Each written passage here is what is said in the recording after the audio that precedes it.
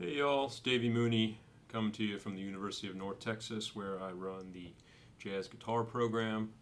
I'm a Benedetto artist, Sunnyside Records artist. I got my new CD live at National Sawdust.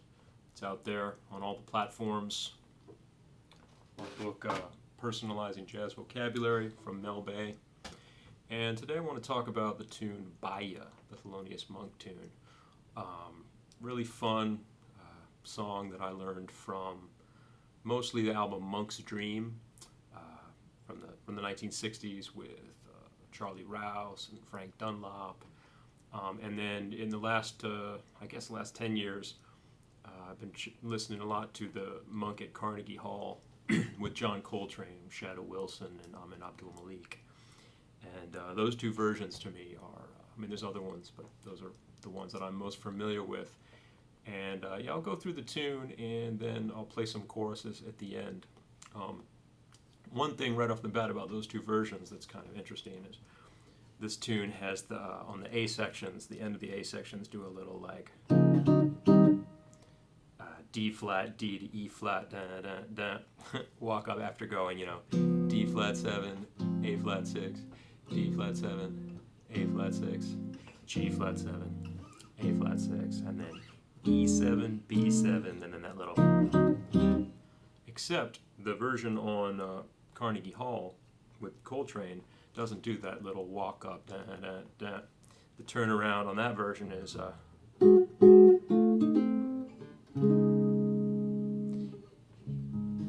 he just plays like a D flat 2 chord. I call it the message in a bottle chord because it's like that. So you get this E7, B7 to, like D flat, A flat, E flat. There's probably another note in there that Monk is playing, but I can't get more notes than that on the guitar. And it's a really cool, Monkism. He ends on In Walked Bud. There's a lot of versions where he'll go. Sort of when the tune ends on a 1, like the root, he'll go down a whole step and play that. Double power chord for all you guitar players out there, message in a bottle chord. So I'm on these versions, or on this version where I'm going to play on the tune, I like playing off of that chord rather than doing that, which to me is fun but gets a little bit monotonous. I have to play with that over and over again. So the harmonically the tune's in A flat, and it starts off basically you've got D flat 7 to A flat, so you got like a 4-1 kind of plagal cadence, if you will. Another way to think about that is kind of like A flat minor to A flat major, some variation.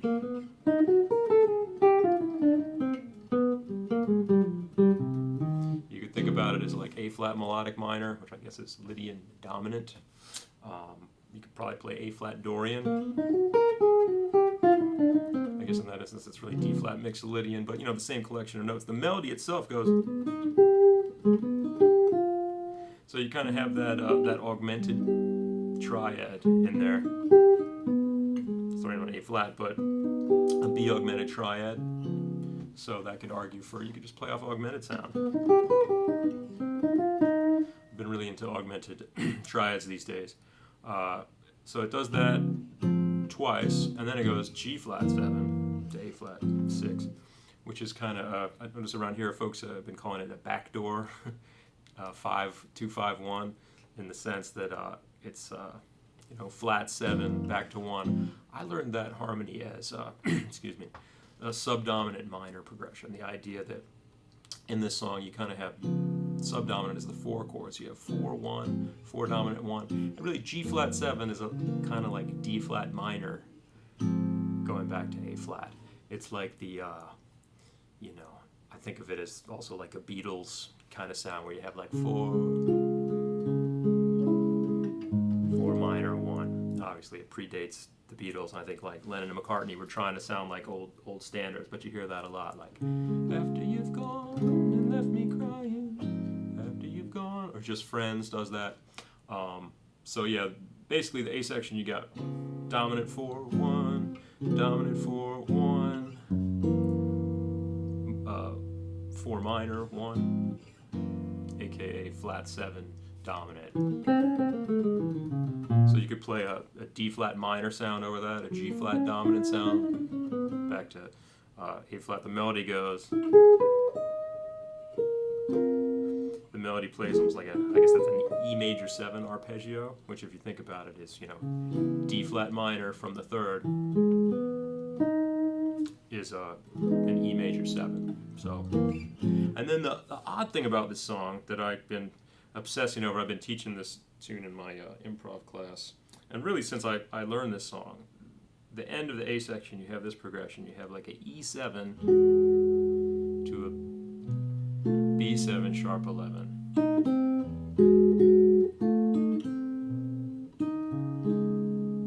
To D flat 2, or sometimes D flat, D, E flat 6.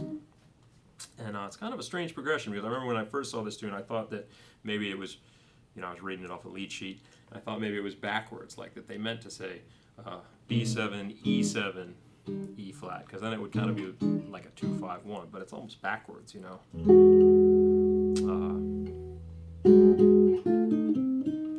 So one thing to do, if you think of the melody too, the melody's very kind of bluesy, kind of major E flat major pentatonic-ish.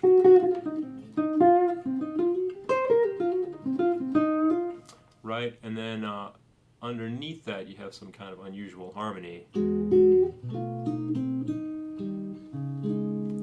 So I've been, like I said, thinking about this progression a lot, and sometimes I'll just play off the chords, just kind of take it literally and use my, my idea of negative guide tones and think like, okay, well that's the melody notes.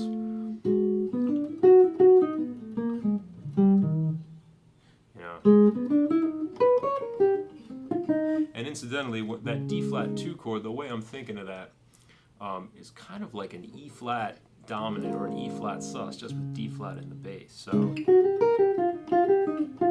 sometimes I'm just playing like an E flat major pentatonic. And I find on a lot of Monk tunes, just playing a major pentatonic scale, sometimes on just the one, is very authentic. And it took me a long time to accept that because I guess as a guitar player coming up, pentatonics and major pentatonics were the first thing we learned, the first kind of conversion that I figured out was that, okay, if it's a major chord, you can go down a minor third and play a pentatonic scale and, a minor pentatonic. I used to convert everything to minor pentatonic. And I could solo over that. And then I guess when I got into jazz, I thought of that as being kind of simplistic. And, I guess part of the thrill of getting into jazz is you have this complicated harmony and you're playing, different kind of language. And so the idea of major pentatonic was kind of like, But yeah, the Monk tunes, like I remember playing Played Twice is another one where you have C major 6 and then D flat 7, A7, which is an interesting progression. And you listen to Monk and Charlie Rouse playing it, and a lot of times he just go in C major,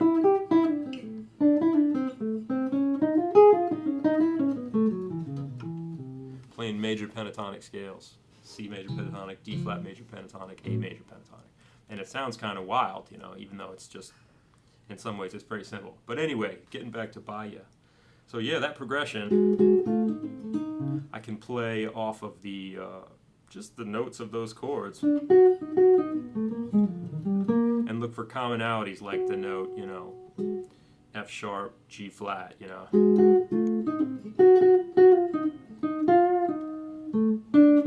And at the same time, look at the notes that move beneath that, the idea you have. It's almost kind of like a gospel sound harmony, the idea that in some sense a B7 could go to E flat.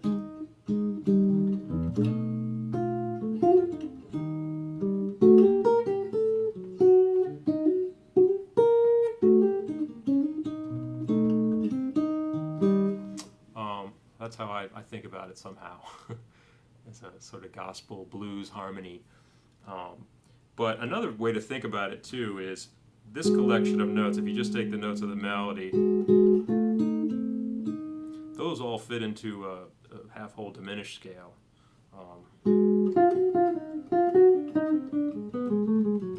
that collection of notes. But I kind of feel like a diminished scale doesn't quite give you the right flavor. You know, I'm always looking for, as I play these tunes more and more, and I teach them to people, I start to narrow down the language that I play to try to just find the choice notes and choice little collections of notes that I'll then improvise on. And, you know, my theory knowledge and my, my harmony nerd propensities get me some of the way there. They get me to the ballpark, and then just playing the song and considering, okay, does that, theoretically, that should kind of work, although theoretically that's a pretty whacked progression. But what are the actual collection of notes that sound the best? One thing Coltrane plays on his solo, he goes through it a bunch of times, but heading right into the bridge, which we haven't talked about yet, but he goes, so that progression, he's like, plays something on this part, and he goes, watch this.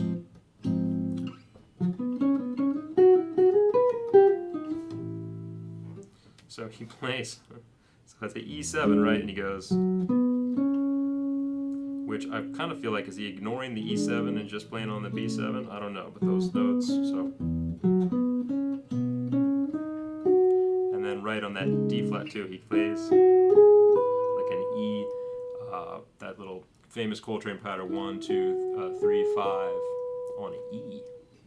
After that D flat's already happened, so maybe he's going over the bar line.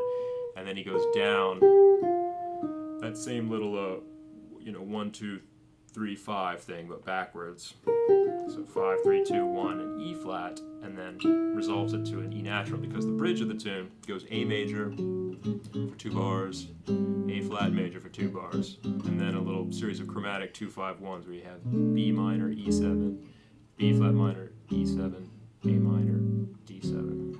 And then, the last day is like the first day. So it's an interesting tune. I'm still kind of tinkering with that, those turnarounds. But yeah, I find that if I refer to the melody, steal a few things from Trane, and just play off of use the negative guide tones idea, the idea of look at the notes that stay the same in an unusual progression.